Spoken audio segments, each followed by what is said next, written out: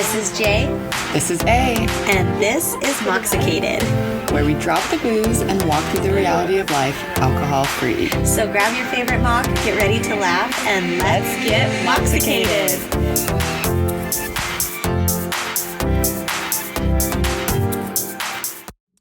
Hello and welcome back. Oh, it is. Jammed my finger. Oh, please tell me it's not broken. I'm okay. We don't need any more broken ligaments, limbs. Maybe there's a ligament. The joint is broken. Jay broke her big toe, guys. We talked about that it might be at one point, but yeah, definitely Confirmed into the joint bone. She's not wearing her boot. No, much to my daughter's dismay, I do not have a boot on my foot because it's a lot to get it on and off. Yeah. That thing's clanky. I can't drive with it. I'm going to write your doctor and tell him to put you in a cast. No. She's not following the rules, doctor. She would too. That lady, though, when I was like, can I drive? She was like, not with the boot. I was like, I know. That's like driving with like an old, like a cave person's foot is what I was thinking, like the Flintstones. I was picturing like when I wear my Doc Martens, sometimes I have to take them off because I'm like, I don't know where the pedal is. I tried driving with my left foot, but no, that was not. My grandma used to drive with both feet. Ambidextrous. Yeah. And I remember my dad being like, never drive like her. Because we would be like, Yeah, it was a little bit like that. Yeah. Well, I'm glad you didn't break your finger because that would have not been good. It's like the last thing we need. Yeah. Yes. Actually, before we get started, you went on a solo trip recently. Yes, I did. And we've talked about it, offline. Yes. But I did not talk about that I was surprised that you were bored. So let's talk about that. Well, okay. And there was a million things I could have done, but I didn't feel like I had adequate enough time to actually like go shopping or go to the mall or like go to these different destinations that I wanted to. And so then I was like stuck in this little area trying to find things to do. And you guys know I'm always doing stuff. And so to like just sit but then I ended up, bad idea. I ended up watching a Lifetime movie in my hotel room that was about people watching other people in hotel rooms. And I was alone. And then I was like looking at the huge window in my hotel room, like, you're in the middle of the big city. Yeah. And there were so many other windows that could like see in, and I was like, I wonder if there's any binoculars like looking in here right now, because I had it wide open. I'm like, I'm gonna enjoy it. But you like the city view. Yeah. And so I was like, whoa, this is very funny that this is the only thing, because I was expecting to have like TBS Friends, like when we go to a hotel, there's usually like a Law and Order on repeat, Friends, like The Office, anything. No, it was like Storage Wars and shit, and I was like, come on, I don't want to. So yeah, but yeah, I was like a little bored. I was like, what am I doing? And then I ended up like walking to this little it was a sake bar, which I was like, that's weird. And I got some snacks and some really weird snacks. Oh.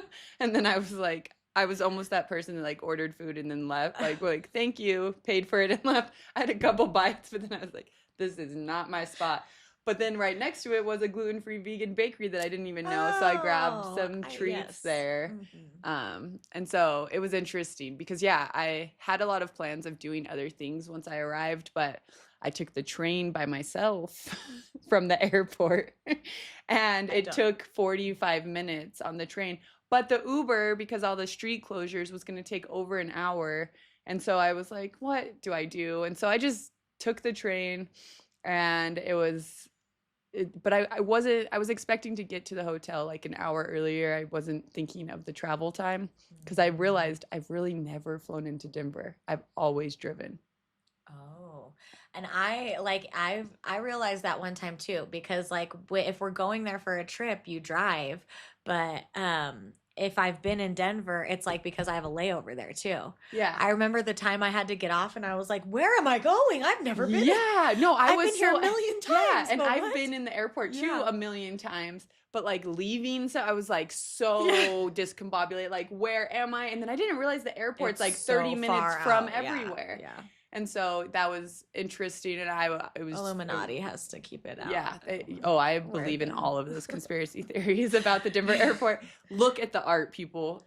There's gas masks in the art. There is. My dog is from very maybe 10 minutes from the airport, so I wonder if he has some Illuminati knowledge from time to time. Definitely. He's probably undercover. Oh, Peyton knows everything. Anyways, well, good. I'm glad you went. I'm so proud of you. I just thought that was so interesting because I love being by myself and I'm never bored. But I do understand exactly what you're talking about. Sometimes on vacation, there's this time warp of the travel time and things you want to do, and then navigating in a city you're not used to. And you're like, oh my gosh, I thought I had so much more time than I actually did. Yes. That can be disappointing. I was confused by my feelings because I like being alone too. I was very excited about it, and then I was like, wow, this is boring. Well, anxiety yes. and boredom. I think that it's not true boredom if you're feeling anxiety, because I feel like I can picture you it's almost like a sim. I was walking around. That's why I took so many selfies and videos in the hotel room, because I drink a lot of caffeine too. And so I was like, how do I just sit here and watch TV?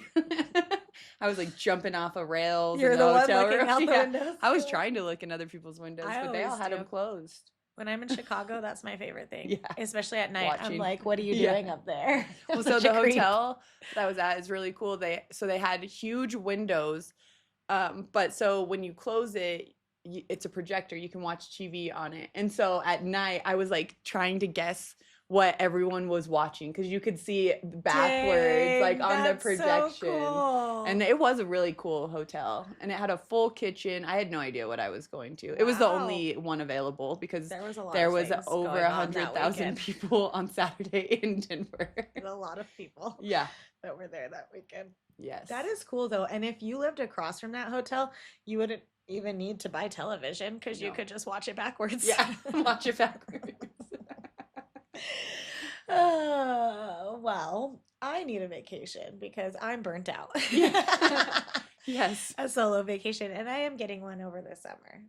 But yes, I wonder too if just being away from the pace of all, if it did something to your nervous system, because sometimes we have to force ourselves to take a break from everything we have going on. And then other times when we force ourselves to take a break, sometimes that's when we feel the weight of everything that we have going on, because we can be going and carrying so much because we're so strong. And then when we put it down is when the fatigue actually sets in. And so, we're talking about burnout today. Yes. Burnout. And Allie really pointed out something amazing. We have not given you a definition, and I don't even know how many episodes. I know. Wow. And that's what we do. We originally started as dictionaries. Just coming back, full circle moments. We went to scientists and everything in between, but the definition of burnout, and I liked that this is the definition I got, because as I was looking, I was wondering if it was even I know it's a word, but does Webster have it? So this one came from the WHO, the WHO, World Health Organization. And it says burnout is a state of severe emotional, physical, and mental exhaustion caused by excessive and or prolonged stress, often leading to reduced productivity, cynicism, and helplessness. Oof. The key components and or symptoms of burnout, the WHO continues, is exhaustion, being completely drained and tired, cynicism or detachment, increased mental dissonance or feelings of negativity, and then not inefficiency, but it's a different word that I can't say. Reduced professional productivity and a sense of reduced accomplishment. And then it can be physical symptoms. I mean, hello, your gut. Yes. Headaches. And then you can, insomnia, also being more susceptible to getting sick. I feel like when you're on your edge of burning out, your body is just nope, we're going to get sick, and we're going to force everything to stop. Force you to stop. Yes. Ugh. Yikes. Sometimes I get forced to stop in that way. I don't like that. I don't like it either. And I'm like, oh, I should have listened to my body. And then I'm like mad at myself. And then I'm like, okay, this is not productive at all. I'm spiraling. Spiraling within the burnout. And yeah, now that we're sober too, burnouts can look, well, they do look completely different and they feel different because we're actually feeling them. Yeah. And I feel like there are so many different types of burnout. There are. I think that just for this, I in my head went to like everyday life burnout and then burnout and sobriety, which I think is very, well, I guess more life based for me is like mom burnout. Yeah. Like all of the activities, all of the things, and then also making sure you're not losing yourself in that, trying to schedule in your fun and over scheduling, over committing, just like trying to conquer the world and not ever resting. Well, and I think that as women, that might be, and I can only speak from my experience, not for all women, but that parenthood and motherhood can be like the experience where you actually finally hit that wall and be like, oh my gosh, I'm burning out. I feel like maybe, at least for you and I, when we were younger, we didn't have as many like things that we were kind of keeping track of. And so we kept the burnout going and then we would drink and then we would just keep it going. And it was something that we could sustain. Yes. But then we, you know, the more kids we threw into the mix, that's kind of, I feel like you hit a wall at some point because you do start doing everything you were doing for yourself. And then you have to do it for as many humans as you had. Yes. And then sometimes you have to do it for your partner. Yeah. And then on top of that, like, even when you are burned out as a mom, you keep going. You have no choice. Yeah. You can't stop. Yeah. It's not like, oh, feed yourselves today, everyone. I do that sometimes. I know our kids are finally getting older to the point where they can. They're more self-sufficient, but it's more like Silas brings me the snacks and I'm like, okay, now go bring me the bowl. Yeah. Like, all right, I'll be right back.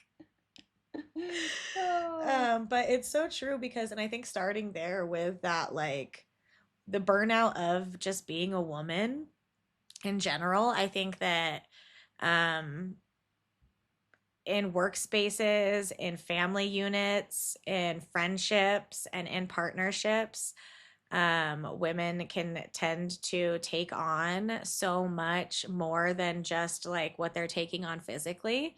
If you were, you know, brought up in a home where you were parentified, or you're the eldest daughter, or you're the only daughter, you're used to taking care of the family, you know.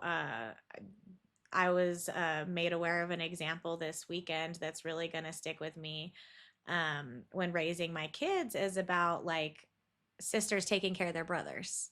Ooh, yeah. And learning at a very young age, like, oh, okay, well, I'll just do this for my brother because I like to do it. And the brother is fine not having anyone do it for them. And then they're going to always expect that for the rest of their life. And so unconsciously, you know, people that are in those roles, like sisters and moms and daughters, take on like, okay, well, I have to do this to make sure everybody feels like this. And I'm responsible for everybody. And when you put the weight of more than one person on your shoulders without giving yourself like the tools that you need to sustain that, you are going to hit a burnout. Yeah. And I liked those symptoms that it showed earlier, or that I said earlier, because it could be any of them. Like there's so many mental symptoms of burnout that we tend to overlook, and then the physical symptoms come, and sometimes we're like, you know, oh my gosh, my stomach's always hurting. Maybe it's because I ate something bad, and never like my tummy is in pure turmoil because my nervous system isn't regulated because I'm about to hit my breaking point because I'm in burnout. Yeah. And I think too, like sometimes you might not even recognize that you're about to burn out because you're going. And then all of a sudden you're like, ah, yes. You know, like something crazy snaps the twig, or, you know. Yeah. And I think when we were drinking, obviously that was what we did. When we felt that coming, like, I'm going to hit a wall, I'm going to lose my SHIT, I'm going to, you know, do whatever, we would drink. Yeah. Well, and I think too, the term like the camel or the straw that broke the camel's back, like we use that all the time, you know, and it's like, so we know it's coming, but it's like, when are we actually going to feel that break? And it's like, it's crazy that even at, you know, we've experienced so much in life, but even at this age, we still burn out, you know, and we still set ourselves up to burn out. We never learn. We have not learned. We don't learn our lessons. Well, and it's, you know, when we would drink, we had no, you know, it was almost like we were adding on, but we did kind of get to skip that burnout stage, right? Well, and I think we didn't hit that wall as hard as we would have. Well, and I think when we did hit the wall, it was because we were hungover. Drunk. It was because we blacked out. It wasn't because we were going, doing everything under the sun, working, school, you know, all of it. It was, it's because I drank too much last night. Right. And we never really dealt with why we were burned out, or why maybe we had 2 drinks and blacked out, because our bodies were like, stop. Stop. You're not taking care of yourself. And famously, like, I would be so mean to people and I could turn like that, and it's like, that was my whatever that was pent up inside of me that I was not giving any attention to. That's how it came out. Because the guards were down, because my inhibitions were lowered, because I had been drinking. So then that, like, bitterness, I don't know what was the term that they kept using, but bitterness that was inside of me was just like, blah, like, no. And that's when it came out on everyone. And I wasn't like, oh, I hit my burnout last night because my inhibitions were lowered. It was like, oh, I drank too much and I yelled at people again. Yeah. So let's just do it all over again. Yeah. Well, no. And I think too, like, as your friend, I didn't pick up on, you know, the red flags. I was just like, oh, it's okay. You know, like, she'll be okay tomorrow. Yeah. It'll be okay. She'll like, wake up and feel fine. Just give her some space. Let her do what she's doing. Yeah. And like, just don't provoke her. You know, like, she's going to be fine.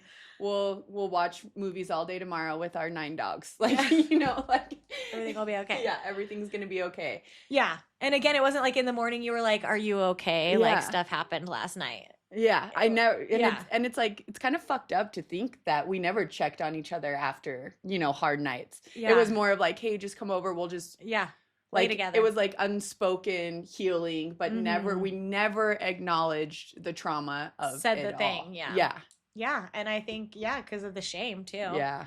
And just if we would have, like, understanding, you know, why your people drink, why you yourself drink. Like, if we would have started asking each other those questions, maybe we would have started asking ourselves questions earlier of just like, this is coming from something else. And I always go back to going to my therapist for anger and her being like, that was not what you came here for, because it was covering so many other things. And that's the same with alcohol. And so I think that, you know, we've talked about seasons before of sobriety a couple weeks ago, and so you start to get sober and you're like, all right, I got it, I'm never gonna get burnt out again.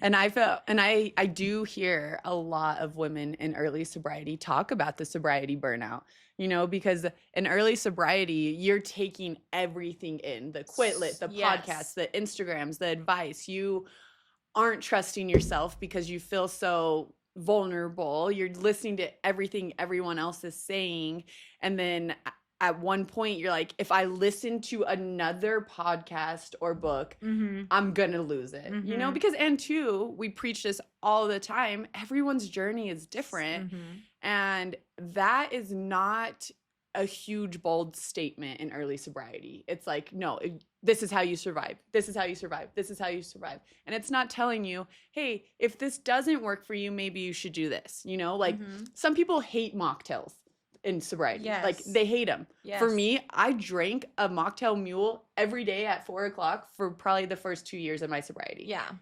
Well, and I think too is like, when we're in that phase, we cling on to maybe like an influencer, a person, a way, something that we relate to. And we related to it maybe like in the teensiest way, maybe we related to it in a big way, but we see a connection in a relation. And so we almost cling to that as like Mm-hmm. a savior, an idol.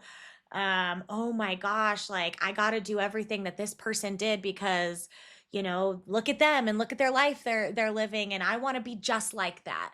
And then there's an influx of people who are coaching and always making sure that there's like credentials and stuff that you really want in your life, because I feel like making another person the center of your sobriety journey is going to get you to burn out faster because you're Yes. not another person. Yes. And we've all, especially everyone, has tried to be someone we're not. Yes. Tried to do something that isn't us. And how many times have we, how much faster did we fall on our face? Yeah, no, and it's like you see like the glamorized side of sobriety in a lot of these influencers and podcast, like all of the things. Us. Yeah, and you're like, wait, I'm not feeling that. Yeah. I'm mad. I'm bored. I don't want to do another workout class. Yes. I don't want to go to coffee. Different things. I don't like want to wear pink today, Mocksicated. Yeah. But truly, and it's like we try to keep it real. Yeah. But at the end of the day, like it is so hard to like portray and be something for everyone. Does that make sense? Yeah, totally. Right? And we always compare motherhood to sobriety and our alcohol-free journey, just because that is like what our brains can relate to the most. And it's the same thing in motherhood. Like, how many of us, when we had newborns or little babies, hit a wall and finally was like, enough with everyone else's advice, mother-in-law, mother, grandma, uncle, whoever, like, I've had enough. I'm going to do this my way. Yeah. And that's kind of the sobriety burnout wall that you hit. And you start being like, okay, let's go back to square one. What is feeding me? What isn't feeding me? Yes. Who can I be realistically? And who do I want to be? And where is there going to be grace? And what do I actually like? Yes. Because I think a lot, even just in your drinking, like you do a lot of things that you actually don't like doing because you're just like, well, whatever, I'll end up having fun. I'll start drinking and then we'll go from there. Yeah. But it's like, no, in sobriety, you actually like know what you like, or you're on a path to like, okay, this was fun. Okay, this was not fun. And I actually am never doing this again, Yeah. And I think a lot of us, especially if we were people pleasers, parentified children, et cetera, we don't think that we can change our minds or do something different or not do something if it's not serving us, because we have some sort of like loyalty or respect or something there. So you're like, oh, well, I kind of have to do this because I did pay for this course. And she said, I have to complete these steps. And so in order to finish the course that I paid for, like, I kind of have to do these things. No, you don't. You don't. Because all of these things are adding more onto your already full plate and confusing you truly from what you really need and what is your actual path to sobriety. Yes. And we get so clouded up when we have so many other people's opinions, and it just makes us, hit a wall so much faster. I also feel like burnout and sobriety, a different lens of looking at it is we actually feel it. Yes. Yeah. Oh and like God, we go through it. We actually know what's happening. We're like, oh no. Oh no. Oh no. I'm here. And I think that that's a whole other thing, is like, how do we cope with burnout now that we're not reaching for our, alcoholic beverages, now that we are clear-headed, and kind of like experiencing and feeling our way through it. Like, what do we do when we hit a burnout? Oof. For me, I really do like usually a burnout for me happens when my mental load is so heavy that I'm like going to explode. Yeah.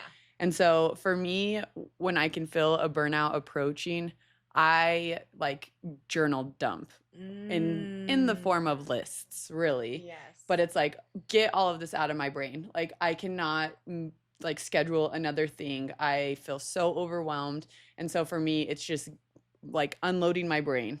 And that's a huge like reset for me to just get everything on paper. Yeah. Well, and I think that that's so good too, because, and you've given that advice so many times, but like a lot of where we start to hit a wall is when we can't see through the millions of thoughts that we're having. And like there's just too much going on up there. So when you feel that, to get out as much as you can, clear it all out. It's the same thing about like what I just said with like influencers and all the advice from everyone. If you can just clear it all out and be like, okay, now I see what we're working with. And two, I think my brain like creates a lot of extra. Mm-hmm. Yeah. And so sometimes when I write it all out, I'm like, oh, okay, yeah, this isn't as that was noise. Yeah, exactly. And I think that that's probably pretty common for other people too. And so for me, that's just so helpful because my brain plays games with me. I saw something about someone like naming the person in there and then just like giving them a name when they say stuff like that. You're like, shh, whoever it is, like telling your brain, the other person that's there with all the noise, to be quiet. I think for me, it's when I hit burnout, it's really hard. I obviously had a lot of trauma growing up, and part of that trauma is hyper independence and always being the one to count on myself and having to be the one to get myself through everything. And so when you are in complete burnout, I mean, it's so difficult. Yeah. And it's not impossible because I've done it for most of my life. But something that I am learning a lot, especially like in more recent months, is I need help. Yes. And there's so many reasons why I need help and things I need help for, you know, and part of it is my neurodivergent brain.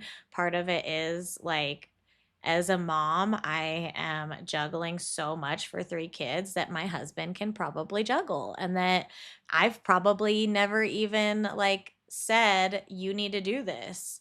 Or there's things I've said he needs to do that he needs to do. But whatever it is, you know, like starting to really say, I can't do all of this by myself. Yeah. And that can be hard. Yes. And so maybe like, it's not like, okay, say that and then do this next step. Like maybe come to terms with that and sit with that for a while. Like I can't do everything on my own, and I don't have to. Yeah. I don't have to. Some of us are carrying a load that we don't know we can put down and that we could have put down a long time ago, and we're carrying it because it protected us from when we were younger, but now it's hurting us and it's causing us to burn out. And so I think the biggest thing for me in burnout is like, what of this is not mine to carry? What can someone else do? Yes. And you know, like recently I always think that I have to do everything for like the holidays or the events or people's birthdays, not in my like my kids and husband family, but like in my outer family. And my dad just turned 80. Shout out to Jim, who will never listen to one episode. It's okay, Dad. It's only because he doesn't know how to work it. If I was on AM radio. Oh my gosh. But you know, I was carrying the weight of that birthday on my shoulders, and then my sister texted me and was like, "Here, we're going this day. Can your family make it?" And I was just like, I literally was like, oh my God. Thank you. I don't have to do everything. Yes. Like, I don't have to do all of this. And like, it sounds so simple and like obvious, but no, for me, it wasn't. Yeah. No, I don't. It's so hard to ask for help. Yeah. And I think that we underplay that a lot. And Yeah. especially in sobriety when we're not surviving, you know, and when we're barely making it, like it is so hard to just let yourself like be disappointed, you know, Yeah. or and those kinds of things and let yourself feel too. Like it is, and it's so heavy, especially if you have not been sober for a amount of time. You know, you Yeah. probably haven't dealt with these feelings, dealt with, you know, what actually is happening in years. And so Oh, for yeah. all of the emotions and feelings to come flooding in now that you are not drinking alcohol, like It's a lot. it's a lot. And yeah. You need to sit with it sometimes first before you make, moves and action on it. Yeah. And I think too, another part of that, is included in sobriety burnout is always having to be on. Yes. Oh, being the responsible one, being the DD, being the ugh. Maybe even you're like the cycle breaker in your family. Yes. You're the one that's like changing the roles. And so, like, you're not allowed to break down. You're not allowed to have emotions, or, because a lot of the things that at least I had been hiding were, as we said earlier in this episode, able to be blamed on alcohol. But then when you just have your raw ass feelings and you can't blame it on alcohol, sometimes people are like, oh, and Yeah. so there's like, and there's also a shame of like, well, I'm the one that's kind of like doing this and doing this. So maybe, it's okay. No, like I think always being on is a very quick road to burnout because you're human and you are experiencing these things without the substances or release that you used to have that maybe other people are still using Yes. to get their release from. And so giving yourself, that doesn't mean that you have to break down in the middle of a family dinner. Also, if you do, hey, I'm right there with you, sister. But like giving yourself the time and space to not always be on. It's okay to say no to someone when they say, "Can you drive me home?" Yeah. It is not because you decided to get sober. It is not your responsibility to drive everybody home. Yes. That's not on you. I'm so sorry that we feel like it is because we love and care about the people around us. Yes. But like if you're continuing to put yourself in a position where people expect it of you, burnout. Yes. Where you are always in a position of monitoring everybody else or watching the kids or making sure everyone's okay. Like, well, what is it to you? You're not drinking anyway, so can't you go sit with the kids? You're a human. You have value. Yeah. You have a life. Like, just because you're not doing the irresponsible thing doesn't mean you're expected to be responsible 24/7. Otherwise, it can lead you to a burnout. Mic drop. So, I mean, there's a lot going on. We didn't even talk about the burnout that can come with being millennials and everything we've experienced in our life and the news cycle and social media and everything. Growing up parenting these days, but needless to say, all of us have experienced burnout. Yes. Know that burnout can happen. And it's going to keep happening. You're going to burn out again. We're going to burn out. Probably after this podcast. And just giving yourself the tools, now that you're sober, accepting that you can change things. If something isn't working for you, change it. Please change it. Please put it down immediately. I don't care if you paid someone $100 and now you feel like it's not giving you anything. Put it down. Yes. And also, if you can give and delegate tasks, ask for help. Yes. Write down your notes, journal, take care of yourself because burnout is real. And we're always here for you in the burnout. But we just don't want you to get to that point. So happy Thursday. We love you, babes. Talk soon.